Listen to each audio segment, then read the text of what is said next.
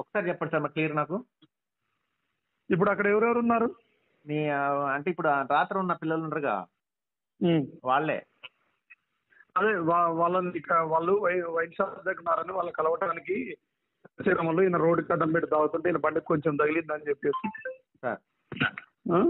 కొంచెం తగిలిందని చెప్పేసి అట్లా పెట్టి ఓకే. ఆ దుర్గా వైన్ దగ్గర మా ఇంట్లో నన్ను కొట్టి నా బండికి తగిలిందని నా దగ్గర ఉన్న ఏమనుకుంటారో నేను ఆత్మీయ ఇది అని చెప్పేసి నా జేబులో ఉన్న డబ్బులు గుంజుకునేసరికి నేను మా ఫ్రెండ్స్ని అరిచినాక వాళ్ళు వచ్చేసరికి ఏమంటే బండి వేసుకొని పారిపోయినాడు. ఓకే.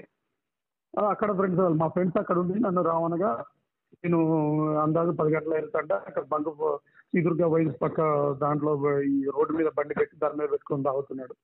నా వెళ్ళి వెహికల్ కొద్దిగా తగిలేసరికి నన్ను ఇట్లా బెదిరించేసి ఇష్టం వచ్చినట్టు కొట్టి నా వెహికల్ తగిలిస్తా డబ్బులు ఇవ్వలేక అనుకుంటూ నా జేబులో ఉన్న డబ్బులు 2400 గుంజుకొని ఇష్టం వచ్చినట్లు కొట్టిన నేను ఆ రంగంలోనే ఎంత అక్కడ మా స్నేహితులు అందరూ అక్కడికి వచ్చేసరికి బైక్ తీసుకొని పారిపోయిండు. నేను హాస్పిటల్కి వెళ్ళి చూసుకొని ఈరోజు వచ్చి పిటిషన్ ఇస్తున్నాను. ఓకేనా?